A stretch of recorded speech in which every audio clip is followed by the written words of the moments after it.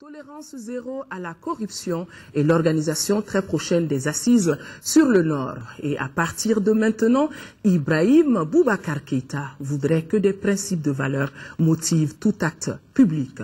Un discours, on ne peut plus clair. Écoutons.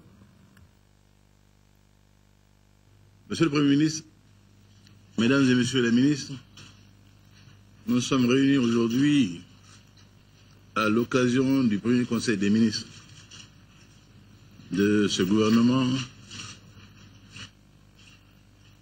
Je vous félicite tous et toutes pour votre nomination au sein du gouvernement.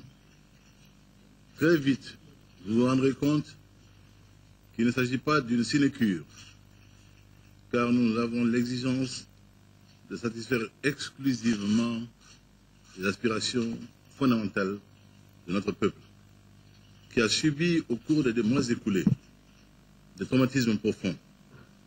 Nous nous trouvons à un moment capital de l'évolution de notre histoire contemporaine. Nous avons fait depuis 2011 l'expérience traumatisante du lent délitement des institutions publiques, de la débâcle militaire et de l'effondrement de l'État. Notre nation a été profondément meurtrie. Chacune a éprouvé au cours des mois écoulés une blessure en son âme. Nous traversons présentement une crise multidimensionnelle qui touche l'ensemble des segments de notre société. Nos valeurs ont été ébranlées. Notre société est meurtrie. Nous comprenons à peine ce qui nous arrive. Il nous faut donc rebâtir de nouvelles institutions, remobiliser notre nation autour de nouvelles valeurs, de travail, l'excellence, le goût de l'effort, la recherche constante de la vérité. Ces nouvelles valeurs viendront nourrir celles qui ont fait jadis la force de notre société. La solidarité, le don de soi, l'acceptation de l'autre, la quête de soi, le connaître toi-même, Guéredon, Notice automne. Mesdames, Messieurs, Monsieur le Premier ministre, vous avez devant vous la tâche exaltante de rédiger un nouveau chapitre de l'histoire du Mali. Je vous exhorte à bâtir une nouvelle espérance qui sera le fruit des sacrifices que nous consentirons aujourd'hui pour une vie meilleure demain. C'est le devoir de chaque génération que de préparer un meilleur avenir pour celles qui lui succéderont. Il nous faut rompre définitivement avec les pratiques du passé qui nous ont conduits à l'effondrement de nos institutions. Le Mali ne doit plus jamais connaître la situation effroyable qu'il a vécue. Notre peuple aspire au progrès matériel, à la transformation qualitative de son cadre de vie. Il veut une justice saine, qui soit égale pour tous. Une justice qui lui redonne confiance dans les institutions et les hommes qui les incarnent.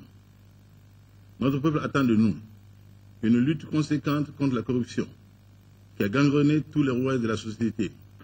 En effet, la corruption a détruit notre appareil administratif, entraîné concomitamment la dégradation des conditions de vie de notre peuple et provoqué le désordre moral qui affecte notre société. La réhabilitation de la justice sera au cœur du projet de refondation de nos institutions, d'où la place éminente accordée à ce département. Nous sommes à la vérité, à la croisée des chemins. Nous devons refonder un nouveau contrat social en empruntant la voie du redressement, en suscitant constamment l'espérance en un Mali nouveau, un Mali enraciné dans ses valeurs de civilisation, mais ouvert au souffle poreux et fécondant des autres civilisations.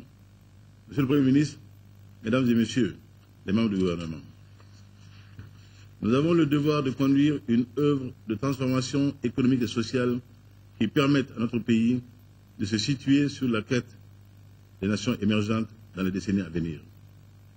Il nous appartient de régler définitivement la question du Nord en forgeant une paix durable fondée sur la confiance entre toutes les composantes de la nation malienne, car chaque Malien est une force pour le Mali. Chaque Malien est indispensable à la construction du devenir de la nation malienne. Dans les jours à venir, nous engagerons sans tarder des actions en vue d'organiser les assises nationales du Nord, qui permettront, dans le cadre de discussions franches et approfondies, de forger un consensus national favorisant le règlement définitif du problème dit du Nord. Monsieur le Premier ministre, Mesdames et Messieurs les membres du gouvernement, désormais, l'action publique, l'action gouvernementale devra reposer sur les 5 principes directeurs suivants. Premièrement, une éthique de la responsabilité. Tout détenteur d'une charge publique devra avoir un comportement exemplaire. Chaque détenteur de l'autorité publique rendra compte de ses actes. Chacun devra valoriser le travail, le mérite et l'excellence. Deuxièmement, la promotion des services publics de qualité permettant la résolution des problèmes de nos concitoyens et l'amélioration de leurs conditions de vie à tous les niveaux. Troisièmement, le renforcement des institutions démocratiques en favorisant la participation active de tous les citoyens à la vie publique, en élargissant les espaces de débat, en favorisant la confrontation des idées dans tous les rouages de notre société. Quatrièmement, la promotion de l'égalité des chances à travers des politiques publiques de santé et d'éducation qui, corrigeant les inégalités de dotation initiale, offriront à chacun la possibilité de réaliser son potentiel grâce au travail bien fait. Cinquièmement, un principe de solidarité à travers un nouvel aménagement du territoire national qui assurera, par la valorisation des potentialités économiques, le renforcement du lien national, le développement effectif des communautés qui forment la nation. Monsieur le Premier ministre, Mesdames et Messieurs les membres du gouvernement, la concrétisation de ces principes permettra de promouvoir une réelle réconciliation nationale reposant sur les fondements solides de la vérité et de la justice. Il s'agit avant tout d'assainir le climat politique, de rétablir la confiance entre les acteurs de la scène nationale et de consolider la cohésion de la nation. La concrétisation de ces principes nous permettra alors de faire vivre une démocratie véritable fondée sur des débats démocratiques, publics et contradictoires, une participation politique effective de l'ensemble de nos concitoyens. Nous devons nous réapproprier les valeurs essentielles de respect de soi, d'autrui et de la chose publique. C'est ainsi que nous insufflerons à nouveau dans le corps social les valeurs morales indispensables à son redressement. C'est ainsi que nous redeviendrons maîtres de notre destin.